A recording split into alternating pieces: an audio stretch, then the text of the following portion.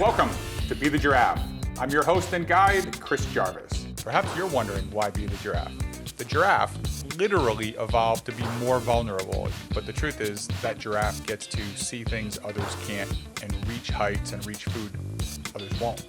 If you are looking for ways to stand out and reach higher in business, with money, and in life, then you are in the right place. Welcome to Be the Giraffe. Welcome to Be the Giraffe. I'm your host and guide, Chris Jarvis. If you are looking for ways to stand out and reach higher in business, with money, and in life, then you're in the right place.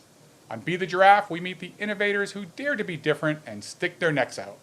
We learn how they broke free from the herd and used their long necks to discover better paths.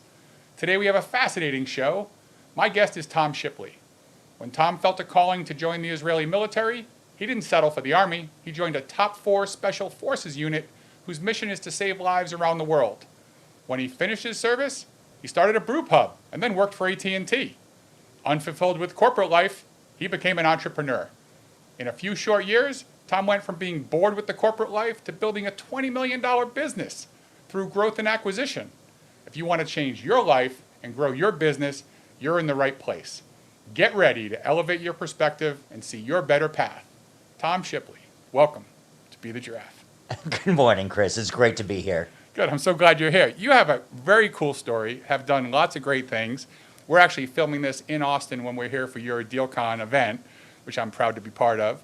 And we found time to get into this studio and do this show. So thank you again for making time. I know you're really busy.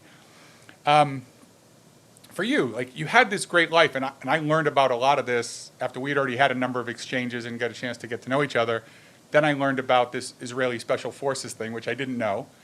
So you felt a calling and you did something pretty special, obviously. I have a lot of clients who are former Navy SEALs, people who I know that it's a strength, and there's a mental fortitude and something in you that gets you to that level.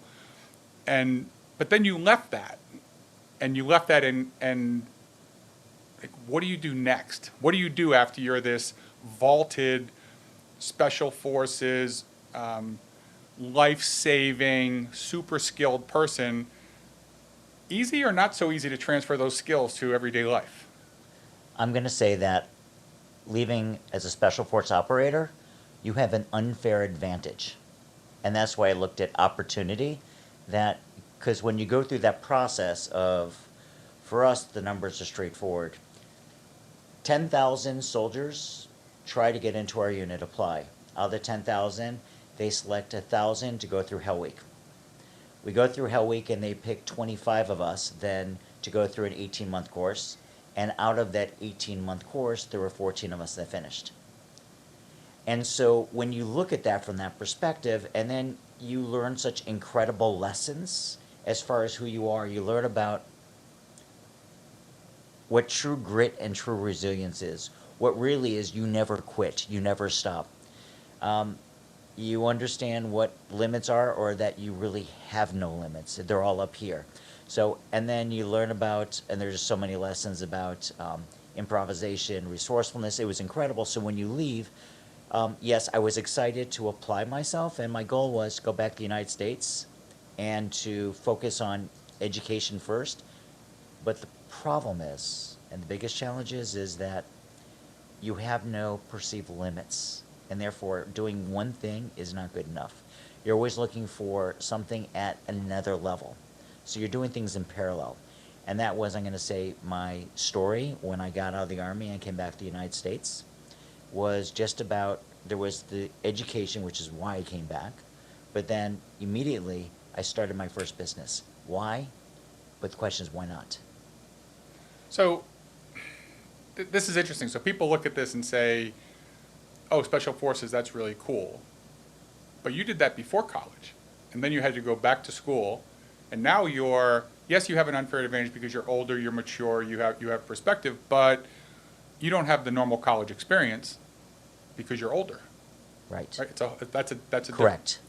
So for people, everybody's path is different, but this is an unusual situation. You're in school, you're the older student, you're looking at things very differently. Socially, it's not the same. How many people that you went to school with served in special forces or had lived when you were in Tallahassee, how many people had lived overseas, let alone served their country? Very few, I would assume, right? So, were you? How was that feeling of not fitting in? Were you okay with that? Were you not okay? Was that a struggle? Was that a transition? Okay, to start with, um, let's get context. Did I ever really fit in? There are certain parts of our DNA that are there. I say DNA, but it's part of it is who you are, but it's also the experiences in life that make you who you are. And in certain ways, we're all different, and what socially we really link to. Um, for me, it was, and I have trouble saying the word adversity because everyone has adversity, period. You show me, and you show me people that had great accomplishments, I'll show you the path of adversity that they faced. For me, there was learning disabilities. There was also a father who was insecure and felt put down, and he was smart, he was just witty and funny, and his challenges and frustration he took out on me, which was the story. But again, you have choices, and sometimes it is distinct choices you make. Sometimes it's just reaction. And for me, it was about this fire that built up in me. So that fire, that desire for something bigger, that desire for meaning, that desire for adventure, a life adventure, that was building up in me. So when I did go, so I went to Florida State before I went to Israel. I'm a kid from Cleveland. I was at Florida State, and it was at Florida State where I said, oh my God, I'm pledging Theta Chi at that time. Life is great. It's Florida State. But for me, it was empty because I wanted a life of meaning and adventure. And for me, I'm Jewish. I saw this very young state facing some very challenging times as always, but it was very young. And this realization that I can be part of this building the third Jewish Commonwealth of just in this land, and I can go to Israel, and I can, for me, it was fulfilling a responsibility, not a legal responsibility. Responsibility as a Jew is go to Israel, serve in the army, had this impact and contribution, and so that's when I decided I was at university. I showed up at my parents' home, who were living in Orlando, Florida at the time. I showed up at my parents' house, and my dad said to me, he said, I don't understand, what are you doing here? I said, sit down, Mom and Dad, and they said, I don't understand, why are you here? And I said, I want to let you know that at the end of the semester, I'm leaving university, and I'm going to go move to Israel and join the Israeli army. My father laughed. And he said, athletically, you're mediocre. Yeah, you run, but you're mediocre. You don't know the language. You don't know anything about the army there. And you know somewhat about the country, but not much. He said, best case, if they allow you in, you're going to be pushing papers as a bureaucrat. Now again, we have choices on how we react. Now, my dad, I revered in a certain way when he says something. Again, part of it was, well, he was charismatic. He was just an incredible sense of humor, but also it was my place. And Chris, we look at life when we have our defining moments. My dad giving me that strong advice, don't do it, and he pushed very hard for 2 hours to convince me to go back and finish my education, then reassess when I get done with my degrees. But the defining moment, in hindsight, was me standing up to my dad that then and there and said, I love you, I appreciate you, but this is my path, my journey, and this is what I'm doing, and that's what I did. So as far as when I was at Florida State, it was great, but did I fit in? I don't know. Because there was something calling inside of me, this desire to have meaning and impact. And I guess that is the common theme through my own life is, at this period of my life in this chapter, am I having that meaning and impact in the world that I'm given, that I have the ability to give? It's super interesting. Our paths are, in some way, all of our paths are similar, as you mentioned. We have these moments and things. For me, even as recently as at 45 years old, I used to say to people, the most interesting thing about me isn't about me. Because I grew up in Providence, Rhode Island, and my dad pitched for the Boston Red Sox. And so when I tell people that, they say, wow, that's so cool. It's like, yeah, I get it. And he never pushed me. I was an athlete until I got hurt. Wasn't quite at his level. But he never pushed me for any of that, and he would say, you accomplished more in life, you're a better dad than I was, you were a better husband than I was, you're a better friend than I was, you're a better son than I was, you're better all these things. I'm proud of you. And so I never felt like he didn't, I never felt like he put me down, but I did feel like the way people revered him, I was called Ray all the time. And so I had that moment of, the two things about my dad were, you can do anything, because he became a professional athlete, so I always felt like the odds were, they don't apply to me. But the second thing was, I'm not sure I'm good enough. Like, there's something else. So it seems like we have a lot of that in common. And then you have those moments. And I think for people in the audience, the standing up to your parents when you're 18, 19, 20, however old you were, you can't go back in time and do that. But there's probably a lot of people on the show that, watching the show, who maybe are struggling with the fact that somebody expects something of them. They went to law school and then realized they don't want to be a lawyer. They went to med school, don't want to be a doctor. They became a partner at a law firm or accounting firm. They're running a business. They're making too much money to change. Like, what would you say to those people who feel stuck? Or they feel like they're in a spot that there's a lot of expectation on them. I mean, you at an early age found that. What would you say in the last minute of the segment? We can carry it over to the next one. What would you say to those people who are, stuck and they want to evolve, but they're just under the weight and the burden of expectation?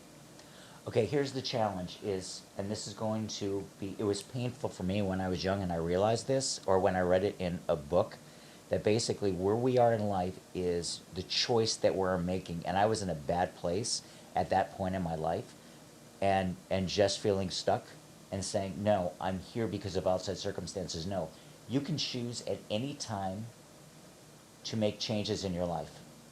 And so the way I look at it is, we have a responsibility we should care, but we shouldn't care. What your perception of, are people going to judge us?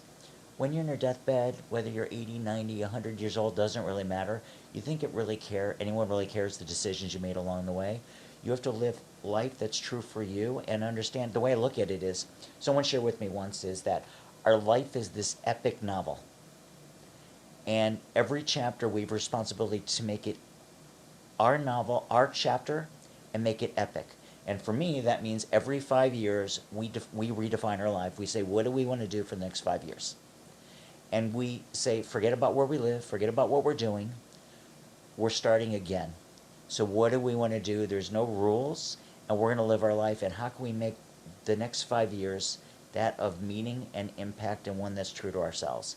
Now, it's not easy to do. Hold that thought, because I want to get into the next 5 years of your life in the next segment. But that's very helpful. We'll be back after the break with more Tom Shipley, and we're going to break down life in these 5-year increments. We'll be right back.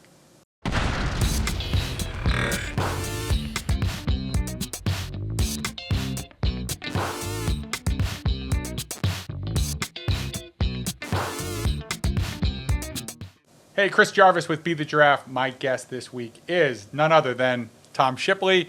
Tom built a billion-dollar beauty brand after being, of course, a special ops veteran. So if he can do it, you can do it. There's all kinds of cool stories he has about buying businesses, acquiring businesses, creating great mergers. This is one you are not going to want to miss. If you are struggling to get out of corporate America, you want to live a bigger dream, you can elevate your perspective and see a better path with Tom. Do not miss it.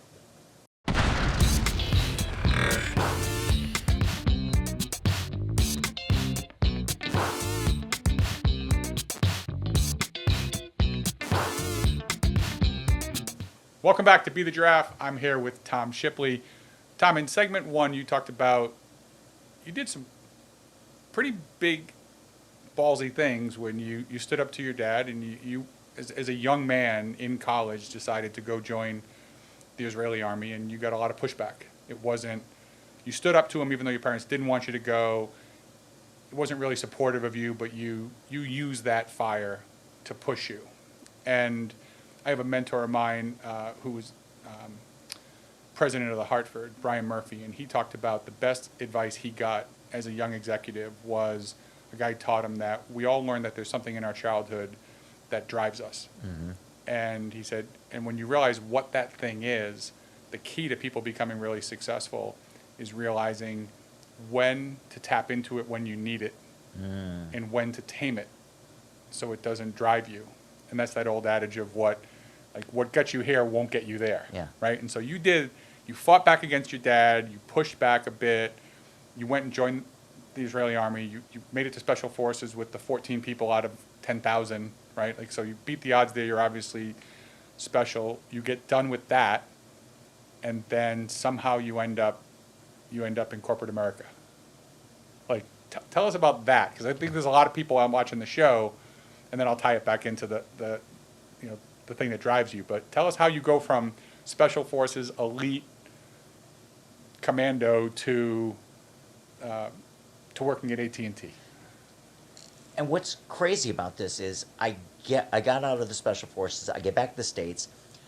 In addition to starting my educational route in 2 degrees in industrial engineering, I started my first business. And it was just a product I saw in Israel. I heard 2 Israelis doing it in California. It was the car shades. The car getting piece Oh, for the windshield? Oh, yeah. But I knew nothing about business. And taking that leap of faith with the $100 I had in my pocket and starting my first business, because what did I have to lose at that period of time? Right. It was the most incredible education in my life. Made some dollars along the way, but it was amazing as this thing exploded, and I called on,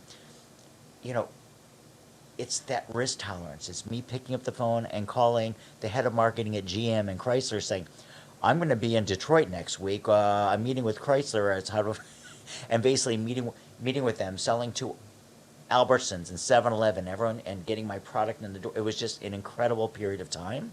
But it taught me so many. Sometimes the best lessons you learn about when you drop in. But in my head, I was trained that growing up in America is you get your education and you go work for corporate America. So I got this amazing job after I graduated, working for AT&T, basically working for the head of re-engineering their IT processes. Seems like a great job.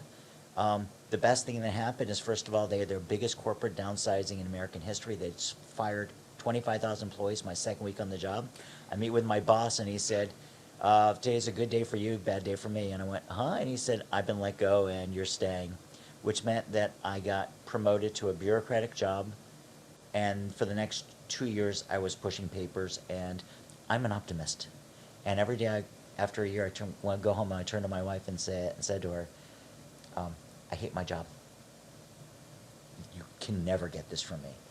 And then when I was there for 2 years, I found out that Pam was pregnant, and that meant they were giving me another promotion, and I saw these golden handcuffs, and then the best thing that Pam gift she gave to me, I said, I've been taking on clients in weekends and evening doing consulting. I want to do this full time and leave AT&T because I don't want to be here. And I have 6 months to figure out how to cover my income and your income. Will you support me? And she said, I trust you and I believe in you. If she would have said to me, I'm pregnant, the baby's come along in 6 months, let's just wait for 6 months or let's wait 2 years and then take your leap. Let's just go through I don't know what I would have done because it's my wife. It's the way I'm wired. I would do anything for my family and my wife. But at that moment, she gave me the permission. I quit my job, and I just doubled down and figured out a way to cover both of our incomes. And again, it's those defining moments you look back on. And sometimes you have to take, and I'm going to say this, that any of those leaps in faith, even if they haven't worked out, I never have regretted. Because what happens is, it doesn't necessarily take you to where you want to go in those golden moments, because they typically don't, but it creates the momentum to get you where the opportunities that you're supposed to be in. And if all you do is saying, what will people think of me? How will people judge me? What if I fail? The worst thing, the biggest failure in my life I could be is be 85 years old or 100 years old, towards when I'm drastically slowing down in life and looking at life of regrets of decisions I didn't make. Because why didn't I do it? You've been there as far as just taking those massive leaps of faith. Yeah, it's.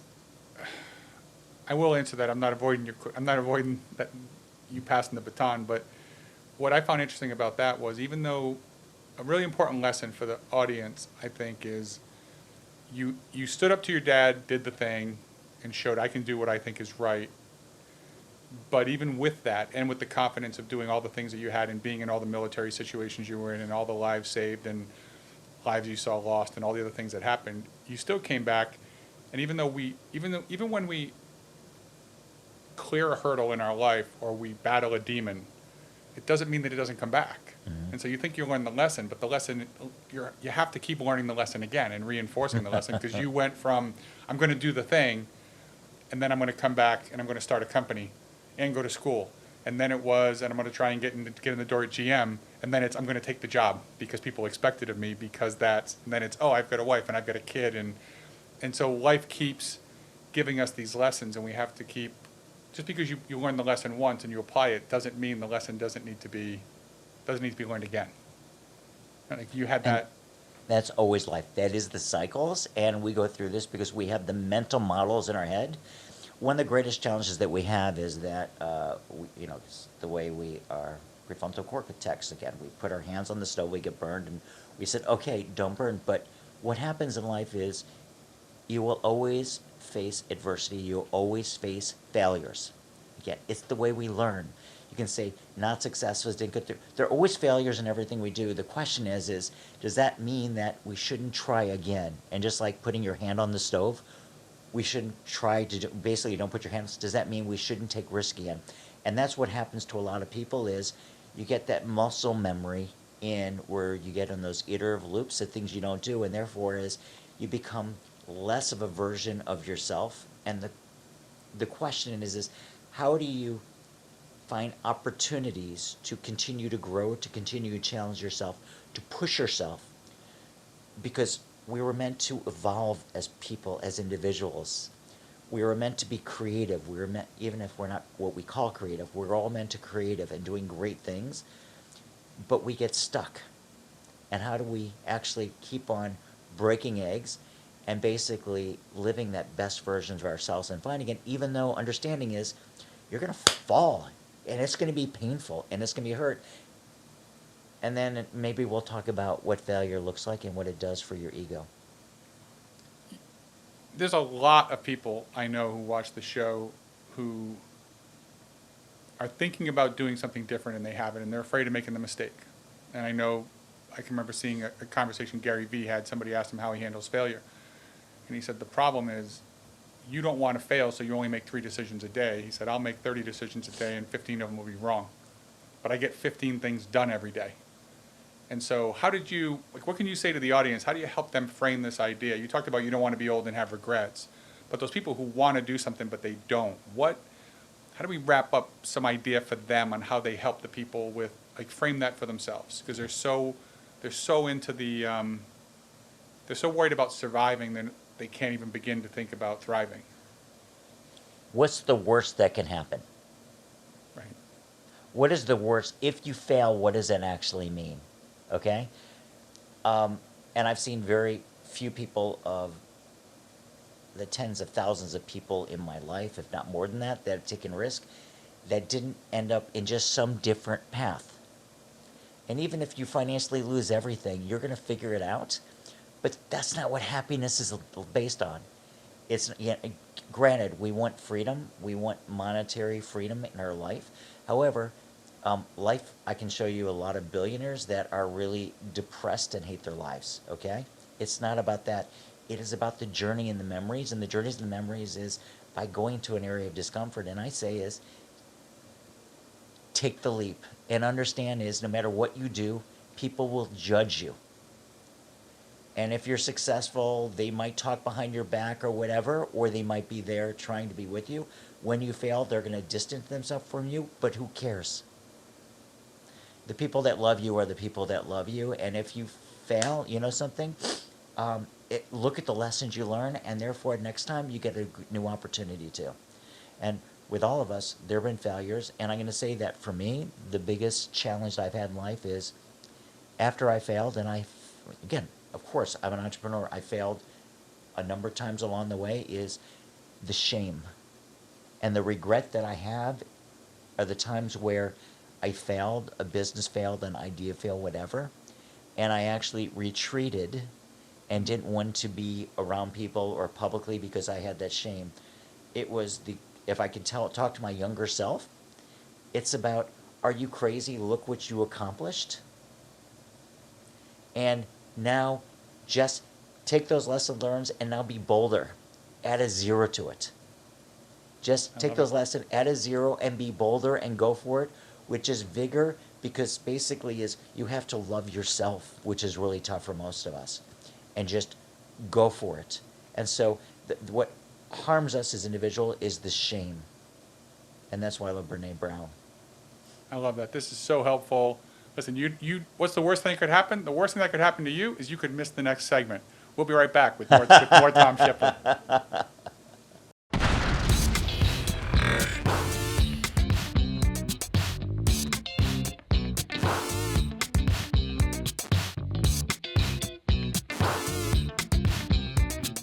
Hey, Chris Jarvis with Be the Giraffe. My guest this week is none other than Tom Shipley.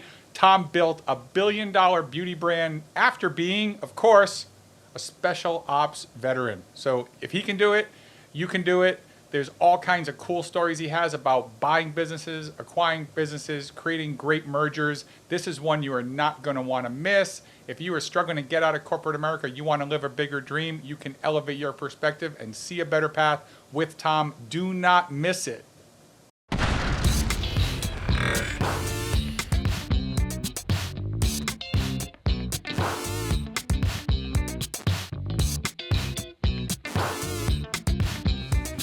Welcome back. My guest today is Tom Shipley. He is a Special Forces veteran, entrepreneur, and guru with all kinds of sage advice, and I'm glad you're back. Tom, in the last segment, you talked about life goes through, you have these ups and downs, and progress is not linear, I like to say. And I know for me, some of the biggest losses I had at the time, the things that hurt the most, ended up being godsends, blessings. Things that you thought were horrible ended up being blessings. And sometimes something really bad happens, can be something great. I have a client who, interesting story, he ran a call center during COVID, and all of a sudden, like, I've got call centers and people can't go to work. And so he's got a 2-month period where he says, I'm making no money, nobody can work, nobody can do anything. And then the government sends out all these, he's telling me he's going to go bankrupt in a family business, and he tells me that in the next month the government decides to send out checks to everybody for stimulus package information. And what happened was, after the stimulus package happened, he did debt collection. He said, my numbers went up 5x because people all of a sudden had money, they paid off their debts. And so I literally went from, I don't know how this is all going to go, to, oh, people can work from home, I didn't know you could. And so this was this weird, sometimes things change. You were telling me at the break about a crazy story about something you did, and I think for the audience here, you went from Special Forces to car shade business to AT&T to having a baby on the way and quitting your job to do something else, and you started T. Shipley. So, like, tell us about that roller coaster ride, because there's a lot of people here who want to quit their jobs and they think that they want to wait for everything to be perfect. And when you did it, it was not perfect. It was really far from perfect. So tell people how that worked out, because I think that story will be impactful and empowering for a lot of people watching. Now, I'll share this, that if I have a corporate job and I want to leave, you have 2 clear exit paths to get out, to me, that are easier than others. Number one is you have an expertise, you do some type of knowledge and service consulting work, and specifically, and there's ways to be successful in that, and at least cover your income, and then you go from there and create opportunities of what you really want to do. The other path is acquisitions. I don't care if you don't have any money, if you don't have cash available, you can acquire a business and become an entrepreneur. So again, 2 paths to escape corporate America. So for me, it was leaving AT&T, consulting, and again, there was no gurus out there teaching this stuff back then, but consulting, using consulting to build my knowledge, my network, and identify opportunities, finding that what I considered at that time was that blue ocean or purple ocean opportunities. Okay, purple ocean, what the hell is that? Okay, some people have read Blue Ocean Strategies, which is red ocean, imagine I start a business and I'm going to say I'm going to get into the toilet paper business, and I'm going to compete against the biggest manufacturers and paper companies in the world. Except that the margins are crap there. It's really tough. The No amount pun of intended. capital, yeah, no pun intended. Okay, so so again, that's what called a red ocean. It's commodity business while you're getting into it. Flip to the other side is I'm going to develop this new technology no one ever's heard of. There's no need out there, but I'm going to create the need. But eventually it's going to be the iPhone or whatever it is, and that's or Meta. Again, that's blue ocean. There's somewhere in between that I like to focus on. There's a strong need, and but there's a market out there for it, but there's an opportunity to create a new vehicle and pull people from there into this new need. Now, what's the example is we'll talk about our beauty business in a minute, and again, it was and talk about our second brand that we launched, which was in the women's hair regrowth business. Back then, there was no such thing as a women's hair regrowth brand. Most women were buying men's products or even Rogaine. So I viewed it, one of every three women suffer from hair loss. I see the opportunity to identify this need of all these women were underserved. I can create the first beauty brand for women's hair regrowth ever, and basically pull women from this market that was there into this new vehicle. I call that a purple ocean. Now, I did the same thing with my first business. I identified a large market, which was business people's accessories, everything they use in their home office, their business office, their folios, everything that they used, pens, that a business person needed, and there was no company out there dedicated for them. And I went, oh my God, this is amazing. And I came up with this idea that eventually became Shipley. Don't know how we came up with that name. But, and basically, it was the concept, it was in a magic period of time. It was Web 1.0. We had email commerce was new. AdWords was new. It was exciting, but I always believed in omni-channel marketing, so I mailed out millions of catalogs every month. Remember, I started this business by raising $10,000 from one person, so we were just gutting it out.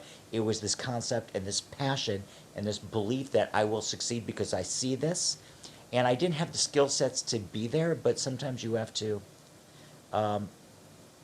put yourself in the identity of the person that's going to succeed and just assume you're there and pull it forward.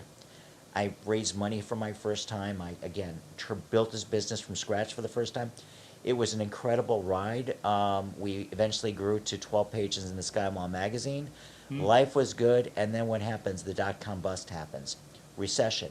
Conversion rates goes down. Average orders goes down. We're losing money. I said, oh my God, we only have 30 days of cash left. What are we going to do? And that's what my CFO said. And I said, we got 90 days of cash. We'll stretch it. But we knew we were running out of cash. And what do? I cut as far as I could. And then I got a call from an investment banker in New York, a person I met. And Lee Hellman said, I have a great business for you to buy. I'm representing Boise Cascade. They're selling off a $750 million division. They have a $15 million division that the company that wants to buy that larger division doesn't want. And you are the ideal buyer.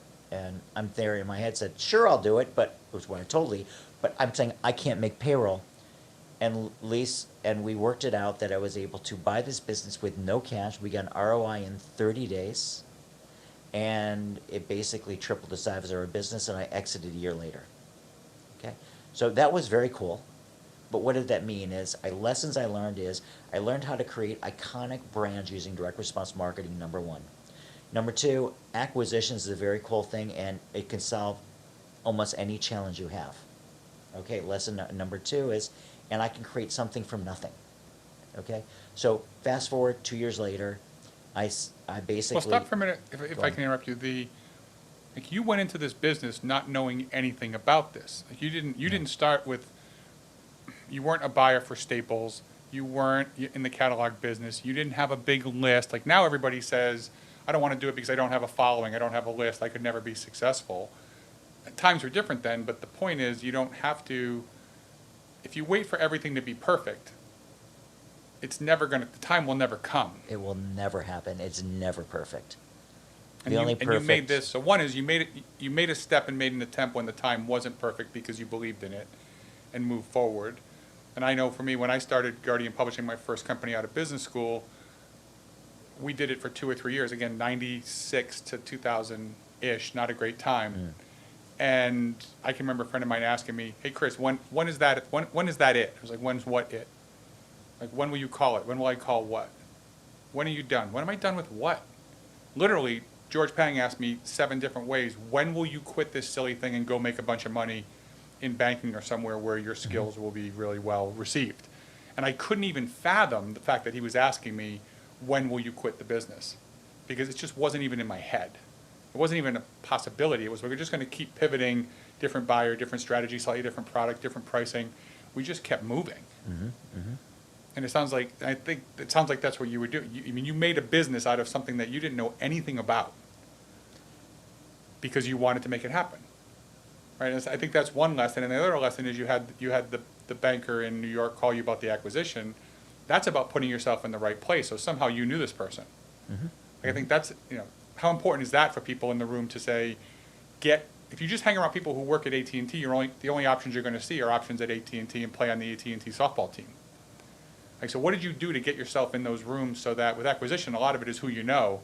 For people who are looking for opportunities, what can they do to give themselves opportunities to be around deals and to find out what's going on? Okay, first of all, I just want to point out what you just said is the perfect time to start anything is now. And you have, right now, unlike before, you have access to information, ideas how to take fast runs, and you learn along the way. That's the key thing. It's never perfect, so you start now. I didn't know then what I was doing was, as I spoke on stages, as I created opportunities, as I reached out to a lot of magazines, I intentionally, again, how are you distributing your content? And I'll give an analogy right now is that that can be very inexpensive for anyone. But back then we mailed out catalogs, so I intentionally had a segment of my list that I mailed to investment bankers because I wanted them to know our business. I mailed to companies that in the future may buy our business. So I used what we were doing and I spent a few extra bucks to make sure that they were on our distribution list so they saw us all the time. They thought we were everywhere, which basically had kept me top of mind. We have social media now everyone should be publishing regardless of how painful it is, and you get better and it gets easier over time because you have something to say. Share your stories, share your journey. So therefore people see it, and then when you have good content out there, pay $5 to boost it.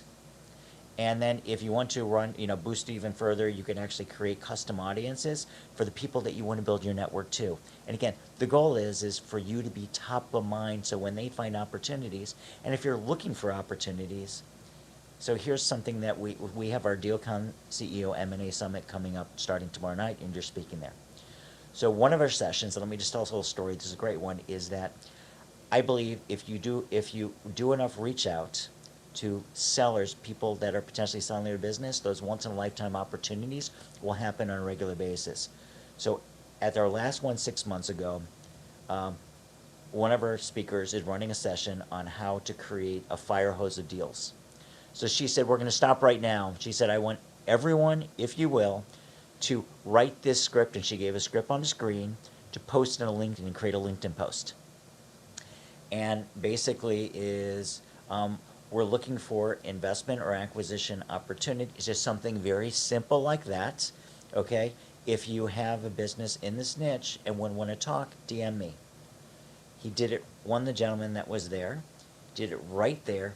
Immediately he had 25 responses, and he never would ever think about doing this, 25 responses, and he actually is pursuing an acquisition that is ideal for his business. And a deal structure is, again, those once-in-a-lifetime deals are there, is sometimes you just have to ask for it and just be open about it. I love that. When we come back after the break, we're going to talk about a once-in-a-lifetime opportunity that Tom had, and I think you're going to learn a lot from it. We'll be right back.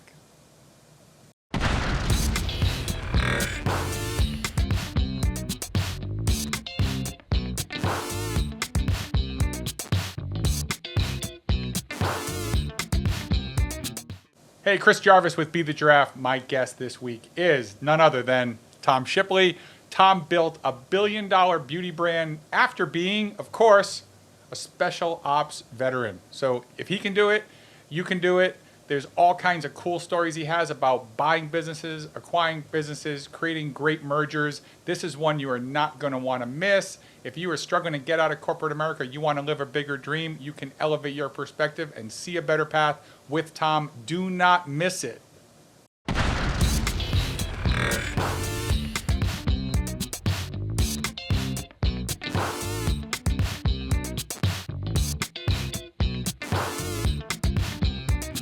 I am back with Tom Shipley. Super cool stories about acquisitions, about his journey. We talked about the once in a lifetime thing. Tell us about Atlantic Coast Brands. Okay, so we're going to get to Atlantic Coast Brands, the $2 billion story, but let's start with the foundations of it is. Please. I met a guy in Richmond, Virginia, where we were living at that time, and we decided to launch a business together. Here we are, he was a captain in the Rangers, and you have two special forces guys that said, we are going to build a $100 million beauty brand, which everyone laughed at us. But we knew we can do the exceptional. We knew unit economics. And so we decided to use my playbook on how to build iconic brands using direct response marketing into the beauty industry. And back then, 2005, everyone said we'd fail and everyone laughed at us. But I knew what marketing and creative storytelling could do and unit economics. So we said, we'll show them. And we were so passionate about it. The two of us went in 100% in, all in, every investment dollars we had. We mortgaged our house. We found out that you can actually take loans out against your cars. We maxed out on our credit cards. We were all the way in, and we got it to 1 year later. We'd proven that we can get, from a lifetime value and customer acquisition cost, we can get our skincare brand that we hired, paid $5,000 for a lab to develop. We can get it to work in radio, print, and online. We just ran out of money at $331,000 of sales. We found the model that worked, but we were done, and no one was going to invest dollars in two former special forces guys doing a beauty brand in beauty. And everyone laughed at us, even though the metrics were beautiful. What do you do when you run out of money? What did I learn from my first business? You buy a business. We found a business in Hoboken, New Jersey, generating $15 million in revenue, $1.5 million in cash flow. More important, remember, we're dead broke at this point, and I had two little girls at home. More important than that is they had their tech platform, and that was so important back then in 2005. They had a great tech platform, great internet marketers, fulfillment, everything we needed. We said, imagine we put our brand on top of that. So that's what we did is we went into our network. We got someone to represent us. We were able to raise through mezzanine capital money to buy this business. We negotiated a deal, and we bought this business. We put our $331,000 brand on top of this $15 million platform. Within 3 years, we did $100 million. We did $1 billion on that first skincare brand. And again, that's the first one. Then we had this idea for Carinique, Women's Hair Regrowth, I just shared with you. We did Christy Brinkley Beauty. We did a lot of small brands along the way. Some products failed for great reasons. Some succeeded. Again, so all part of this journey is direct response. You test, you find successes, you put more dollars behind it, you fail, you go on. Again, so part of my thought process about failure is part of the just methodology that you do. And eventually in 2021, we sold that business to private equity. COVID hits, okay, and here I am is building a brand from scratch is like being dragged through asphalt and glass. If you're thinking about building a business from scratch, I said, why are you doing this? In 2000, when COVID hit, I didn't want to sit home and watch Tiger King and drink myself to death. So granted, my girls moved back home. It was a sorority in my house. It was the best 90 days. It was a horrible period of time, but for us in our little nucleus, having them handcuffed at home was great for us. But I did. So what I focused on is I called a buddy of mine up in Austin, Texas.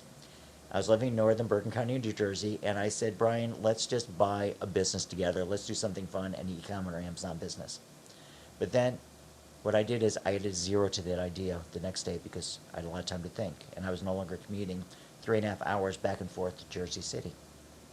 Let's add a zero to that. I said, Brian, how would you feel about us over time buying 10 businesses together? I said, I'm game. I spent the weekend about adding another zero onto that idea and said, what would it have to, and this is one of the great things, I read an article by a professor from Harvard who gave me a brilliant question. What would have to be true to make this possible? And again, everything is about asking the right question. what would have to be true to make this possible? So I went and rewrote all my operating assumptions, and I get, Brian, here's the plan, here's how we can do it, here's the financial models. Are you good? Do you want to go out and buy over time 100 brands? And here's how we can buy them and operate them. Buying is the easy part, operating them. And with that, Brian helped recruit some senior team members from Amazon on board. We went and met with 7 private equity firms, 6 gave us term sheets for $100 million, and that's how we launched Founder Brands. But it was that period of time where I decided that I'm done building businesses from scratch unless they're based off of an acquisition. Because most failure happens between 0 and 1 and 1 to 3. If you can break through that, buy an existing business, and you don't need cash. And we don't have time today, but to share with you how many businesses I bought for very little cash, or basically debt I put on that business. And again, the seller they built this thing that's very special. They get paid for the value that they brought, and you get to bring it to the next level. That's the magic, and that's the power of acquisitions can do. If you're in a job right now, you want to leave, there are secrets to, there are ways you can buy your own business and basically have that freedom. Now, granted, you're working 60 hours a week for yourself versus the 40 hours, so there's a different type of freedom, but basically you're making the decision, you're taking the risk. If something goes wrong, it's all on you. When something succeeds, but you're no longer asking your boss for approval unless your boss is your significant other. So you've done so many interesting things, and I spend so much time helping entrepreneurs get over the hump of the challenges of running a business, because what got them here won't get them there. They get stuck and they plateau. And there's a lot of statistics on people who get successful never become super successful because the skills to launch something are not the skills to leverage something. Right. You're doing things to help people now, right? Is that the next move in the next act in your play? The answer is yes, and I'm doing a couple different things with that. The first is I got pulled into this from friends asking us how to teach them our programmatic M&A playbook, which is very simple way is, what is your systems and processes, I'm an industrial engineer, that you broke down to make it simple and repeatable to acquire businesses, regardless of what financial or what resources you have, and how can you use, remember this, acquisitions can, as I proved with our acquisition of Urban Nutrition, it can solve almost every business challenge. You don't have great operations, you need an operator, you can do it through an acquisition. You need growth, you do it through an acquisition. You need EBITDA, you do it through acquisition. You have an agency that specializes in Meta, but you need to provide Google or TikTok, you can do it through an acquisition. Okay, so again, or a merger of businesses. You want to plan for your exit, but you need to increase the size of your business. You can merge with another business. You have a $1 million EBITDA or profit. They have a $1 million now suddenly, and you're both worth 4 times what the market will pay. And suddenly you put your business together. Now you're 2 million. Now you're 5 to 6 times. So just by this, it's basically the magic money formula. So this is what we get to teach. We get to work with incredible entrepreneurs where we get to show them how to scale through acquisitions. The magic number I share is if you buy one business every year that's half your size for 5 years, you will 12x your exit. That's just the math. Say that again? If you buy one business every year for 5 years that's half your size, you will 12x your exit, the enterprise value. And how you get there is you're increasing not only your EBITDA, but it's the value that the outside market puts on that business. What someone will pay for a $1 million business, what someone will pay for a $5 or $6 million business, from a just multiple, as you're great at what you do, is totally different. Yeah, I see that. What in the last minute or two, what other bits and pieces, things that you're doing, key advice, ways for people to reach you? You have so much knowledge. It's a shame we only have 1 hour. What else can you tell people? How can they find you? What's the next step to get more from Tom Shipley and the genius of what you figured out over the last few decades? Okay, so first of all, I'm passionate about teaching every business owner about how to scale through acquisitions. So we do it through the content we put out, through the courses that we put out, through the event which you're speaking at, dealconlive.com. It's DealCon M&A Summit that right now we've been putting on every 6 months. We're going to a year, so we're doing it this weekend. It kicks off tomorrow in Austin. If you're in Austin, you can still register for it. And if not, our next one is going to be February 9th through the 11th. And you could, and by the way, I said, people, if you want to reach out to me, follow me on LinkedIn, Facebook, and Instagram. We try to put out as much content as possible. Also, you can email me at tom@tshipley.com. I love to help business owners out. And we also work close with about 36 business owners through a group, basically a community of deal makers, people that might not have done deals before, other that want to do 6 deals a year. And our goal is to help them do successfully at least 1 deal a year, 1 acquisition a year, and prepare themselves for exits. So that's what I'm doing. And then my next platform, which I haven't announced the launch of, is going to be something that will help business owners. My goal is to be helping 100 business owners a year by partnering with them to basically exit their business within 3 years. And again, it's a way for them to get 2 to 3 times the price they're getting for their business now. So that's the next platform. More to come on that one. But I'd say follow the content we do. We're trying to just figure out how we can add more value and change people's lives. Tom, this is great. People, if you're running a business and you want to grow a bigger business, small businesses sell for small multiples, bigger businesses sell for bigger multiples. Mm-hmm. This is what Tom does. He went from running a brew pub and selling shades, car shades, to running $100 million and billion-dollar brands, and you can too. So follow Tom Shipley. Tom, it's been fantastic having you on the show. People, make sure you follow him in the show notes so you can elevate your perspective, see a better path, and ultimately be a giraffe. We'll see you next week. Thank you, Chris.